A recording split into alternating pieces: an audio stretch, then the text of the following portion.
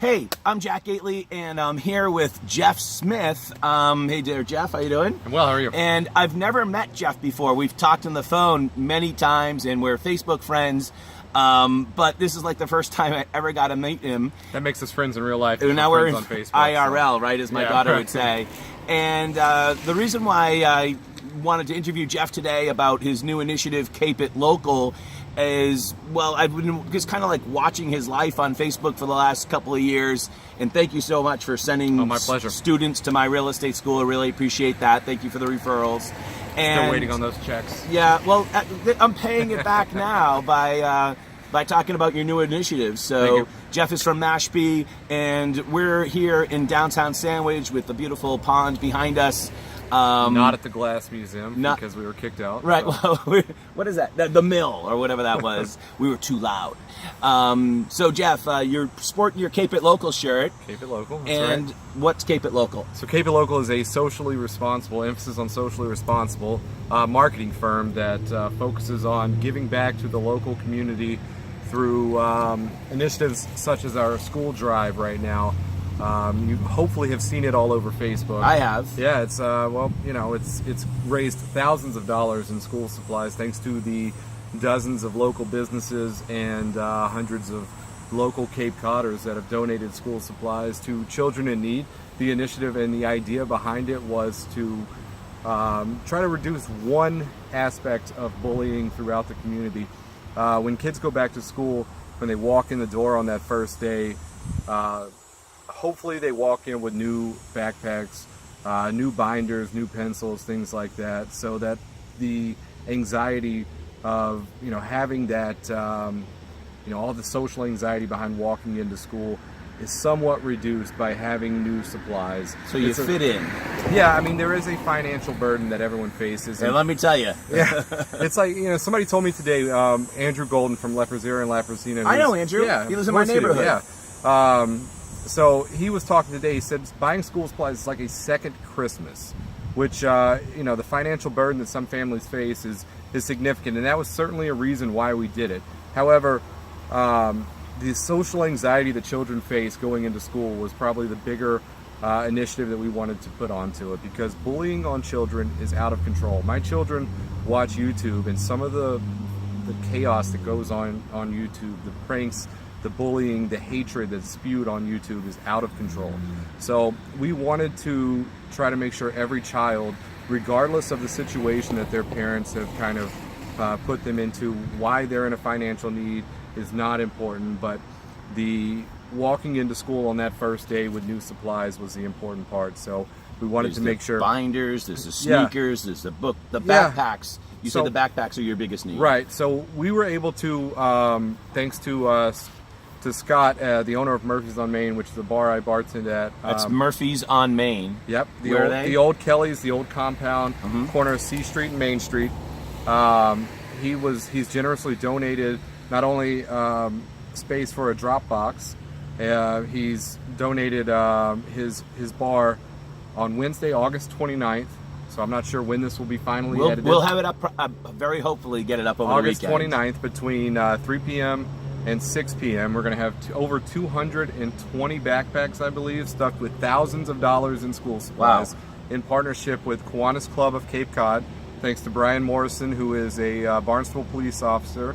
The Kiwanis Club of Cape Cod, the Hyannis chapter, donated 175 backpacks. So thanks to the thousands of dollars that Keep It Local School Supply Drive, the 10 local businesses, I can rattle them off for you right now, or we can include a link. We'll do the links. We'll do the links. Yeah, I want to make sure they get plenty of publicity as well, so I will name them. It was Coastal Cottage in Mashpee, Mark Lawrence at Polar Cave, the Lanes in Mashpee, Scenic Roots Garden Center in Sandwich, the Ice Cream Sandwich right around the corner from here, Murphy's on Main, the Washboard Laundromat in Hyannis, All Cape Cook Supply, Sea Dog Brew Pub in Yarmouth, and I feel like I'm missing one. They were definitely important. I'm sorry for that. If you, we'll put if we we'll make miss sure, it, yeah, we'll make sure we it's do in it. there. So this is a totally new thing. This Cape It Local. It's Yep. it's basically a brand. You can buy these T-shirts that you have, right? We can, And yeah. It supports the overall effort. Well, that's not entirely true. Okay. Oh no. All No, right, fill so me in. Cape It Local, I mean, I do make a profit on that. I don't want it to think that buying the T-shirts goes to some sort of charity. That is how one of the ways Cape It Local generates revenue. Generating revenue is a part of my business. Sure. Of course, I do run digital marketing for small businesses around the Cape, content creation, general marketing is part of what I do. You were really good at that in the real estate business, and Sure. basically you're taking a lot of those skills that you fine-tuned there and bringing it to other businesses here on the Right. Cape. Correct. All right. Excellent. So the biggest thing I do, video, audio, content creation, and what is that? So We're all trying to figure that out. right. So basically, what that is I can do the same things that major marketing firms can do. I can do the 30-second commercials you see on TV. I joked when I did my admissions package for my MBA program. The reason I wanted to get into digital marketing was to put the annoying Sonic guys out of business. The two Right, I mean, those horrible, guys, right? horrible writing. I don't know how they're still doing that job, but I wanted to. Maybe they own Sonic. I have no idea, but the commercials are awful. And as I've gone through my MBA in marketing, I've learned that they're actually following the 6 critical elements of branding, and they're very memorable. They're in my tell a opinion, story. they're not likable, but to the general public, they are likable. Maybe to So- their market. Yeah, Who goes to Sonic? so they're doing their job. So, But the tools to create some type of like high-end video for that, whether you put it on television or put it on Facebook, they've been flattened. sure. And now even I could learn basically Adobe, but I mean to do it really well, or that's something you do. Well, there's general apps out there that the common business owner can get on their phone and think they're doing a good job of putting a picture out and getting it onto Facebook. So what I want to be able to do for a business owner in Sandwich or Mashpee or Yarmouth or Wellfleet or whatever is to help them understand how to reach their target audience. So in Facebook, and the reason that You Facebook did really well in real estate doing that. Sure. And thank you for the compliment. But in Facebook, there are hundreds of demographics that are attached to each profile. So, for instance, in your profile, Facebook knows what political affiliation you are. And they specifically target you with content every single day that you may or may not understand if that content is an advertisement or not. That's called sponsored content. You're reading it. It is selling you something that you may or may not know you're being sold. They know more about me than I know about Sure. them. I found out what my political affiliation was. I joke, because of where I was originally born in Alabama. I was transferred here in the military and fell in love with the Cape about a decade ago. And, so it's ironic that I sell Cape It Local products being a wash ashore. But, I know. Don't tell anybody. So with that being said, I know how to target those demographics. So when I was selling real estate, I was targeting certain audiences that would be looking for a house in a certain area. When I'm selling these T-shirts and I'm running a special 20% off on a certain item, I'm targeting, so for instance, a pink tank top, I'm targeting women who shop for specific items that only buy those items online. And then I'm taking website analytics to see if that ad is effective and how often those websites are getting clicked. So I can tell that, for instance, that ad had a 343% increase in website traffic based on the ad that I was running. So that type of stuff, Very powerful. the common business owner doesn't understand. But it pays off.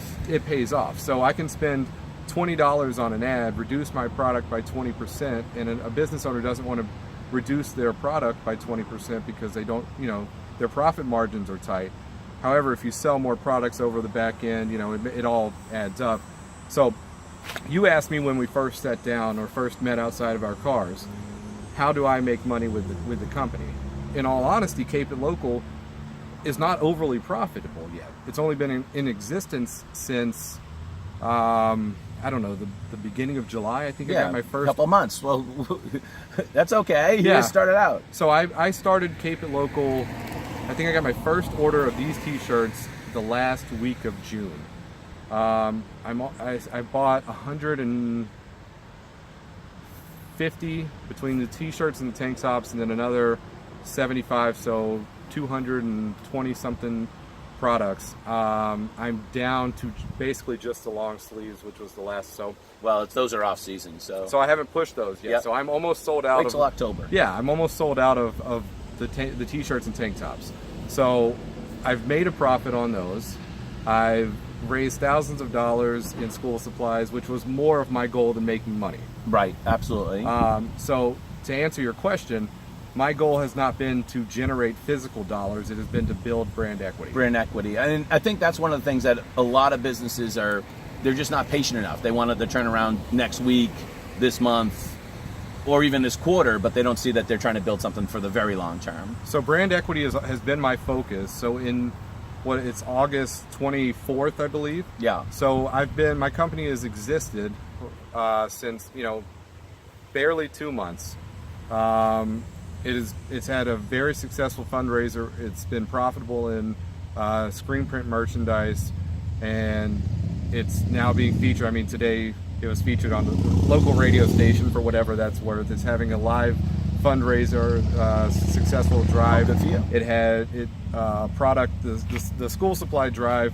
To speak candidly, it was a great function for the community. But from a marketing perspective, I had 10 boxes in 10 established local businesses with my brand plastered on it that were right when you walk in. Pay benefits later on. So there was brand equity there, and I was not pushing my products at those places, but there was a brand there. Every piece of advertisement I did for the school supply drive had a Keep It Local either name. There was always brand placement in any other blog postings I did. The website was the only place any of the content could be shared from, so it all led back to the website. It was shared hundreds of times. I think 20,000 some odd people were reached by the blog postings. I mean, it was highly successful brand equity built over the last 60 days. Over the last 60 days. So from a marketing perspective, it was incredibly successful. From a strictly profitable, I didn't care. Not yet. I was building brand equity, doing something that I was incredibly passionate about, helping the community. Which totally It's been insane. So Next Wednesday night, right? August 29th. So I was nervous for 3 different reasons throughout this drive. The first one, I was nervous because my company was completely brand new. The People logo. did know you a little bit from They knew Facebook who I was, but or this real company was estate. not about me. I mean, Right. as Keep It Local, I don't use my name with it. My face is, it appears in T-shirts from my personal page, but I don't really put my face on my business page with it. What made you move from real estate, where you're doing really well, to this business? What because owning the real estate school, I see a lot of people enter real estate and then they go from real estate, and what made you make the shift? Well, that's a loaded question, I guess. What made me make this shift? I guess the honest answer is mental illness, mental health.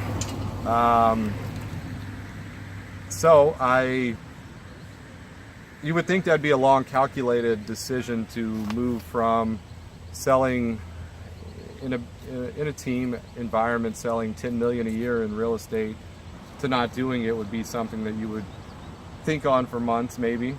Consult with your wife and take your time and decide. But it was really maybe about 18 hours, and then I was finished. Just done. I'm all set. I'm all stocked up. Yeah, pretty much. And so it was essentially a manic episode. I found out in May that I was bipolar, and it was, I guess, has been going on for years, if not a decade. You've been really frank about that on your Facebook page. Yeah. How do you find the courage? I mean, Facebook is always like my kid hit 5 grand slams tonight, and Facebook's always just like everything's awesome. But everybody posts that. We're all guilty of that. Sure. I do it too. Yeah, sure, absolutely. But you also, and I think that's why I've been really kind of interested in your, not only helping me with the school, but also interested in your content. Is that I really think that like when I read your stuff, and I don't read every post, sure, that's impossible. But I really feel like, wow, he's like honest about his life. That takes a lot of courage. I really congratulate you, because there's certainly times like I wake up and I'm like, this day sucks. And I want to say that on Facebook or someplace, but I don't necessarily do it. Yeah, I don't know if courage is the right word or not. And I guess it came the first article I wrote about my depression I had written probably 3 years before I published it, and it took forever for me to write it, and or forever for me to publish it. I wrote it in about 5 minutes. When I get into a manic phase, some of my most creative work happens. And when I was diagnosed with being bipolar, and now the medicine I'm on now has dramatically changed me. I mean, it's the reason I talk about my mental health now is because I want other people to seek help. And you see a lot of people coming out in the news media and other celebrities mentioning this. Well, I'm certainly not a celebrity. No, but super athletes and people on the media. I want people to seek help. And this is going to be a very long answer, so I apologize. I'll try not to interrupt. I want people to seek help. And one thing I've learned is that men have been programmed to think that men aren't allowed to seek help. Men aren't allowed to cry in public. Men aren't allowed to feel emotion, share emotion. We're not allowed to have problems, but we are. And so I am very comfortable as a man. I'm very comfortable as a strong man. I'm very comfortable as a father and a husband. So I feel that if I take the step and admit that I'm certainly not perfect, that I have flaws, that I have imperfections, that maybe it gives someone else who sees it the courage to take that first step to seek help. I know that it's helped me. I know that it's probably saved my life. I know that I'll never forget the day that I was sitting in the ER staring up at the hospital lights, not from an attempted suicide, but certainly from thoughts of suicide. I know that there were times when I was staring at my daughter's phone or my daughter's picture on my phone contemplating suicide. I know that I hated the thoughts of suicide. So to backtrack a little bit and think about why I am so honest and so upfront about the things that are going on, and why I put those things out there, because the responses I get from them are, most of them are in private message, and most of them are very genuine responses. I know that it impacts other people's lives, and just like this school supply drive, I found so much more value in that than from anything I ever found in the money I made in real estate, than the money I make doing any type of digital marketing. I find a significant value in impacting other people's lives, in being a better father to my children now, to being a better husband to my wife now, to finding my life and my purpose. And if it's making more money down the road in a professional digital marketing at a firm somewhere in Boston one day, then fine. If it's making an average salary here somewhere on the Cape with Cape It Local, if it's providing continual socially responsible drives and impacting hundreds of lives, and that's that'd be great too. But I share because I feel, for one, it helps me, because I know it helps others, because maybe this video is shown to someone and it helps them as well. I think it will. That was like the most emotional thing. I hope I don't cry. Yeah, that was unbelievable. I don't think I've ever done an interview with anybody as like honest.